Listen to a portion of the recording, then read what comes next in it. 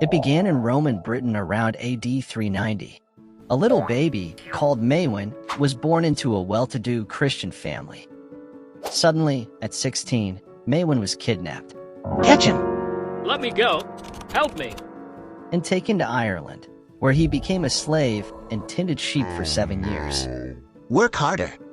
Maewyn began to hear voices, one of which told him to escape back to Britain. Run away from here. Then, he escaped. I'm free. Uh-huh.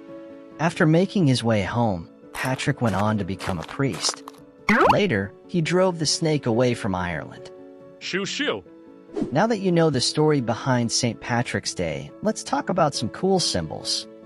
The first one is me, the leprechaun. Applause for me, please. Thank you, haha. Our kind are the best shoemakers, and we love gold. If you need some gold coins for your piggy bank, find me at the end of the rainbow, and maybe, just maybe, I'll share a coin with you. Now, let's talk about the shamrock. While you might think of it as just a 3-leaf clover, the shamrock is much more than that.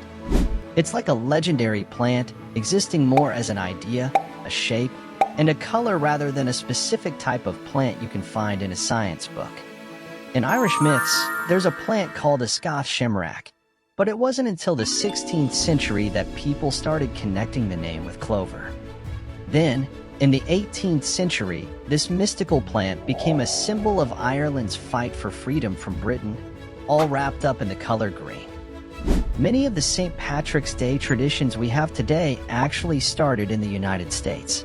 Like the parades, the first St. Patrick's Day parade was in a Spanish colony in 1601, organized by the Spanish colony's Catholic Irish vicar, Ricardo Artú.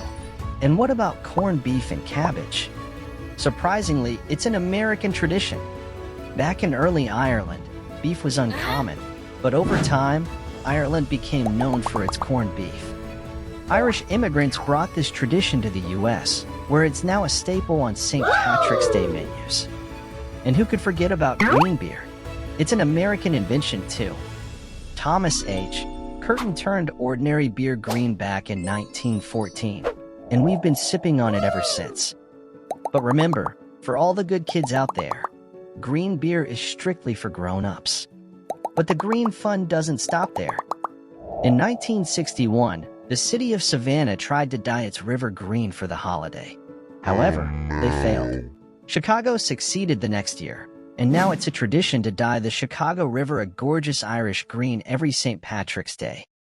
Well, my friends, that wraps up our journey through the wonders of St. Patrick's Day.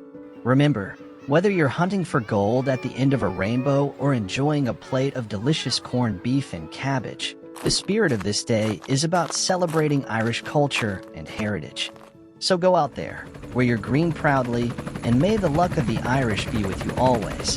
Sláinte. If you like our video, please give us a thumbs up and subscribe to our channel. Thank you. Goodbye.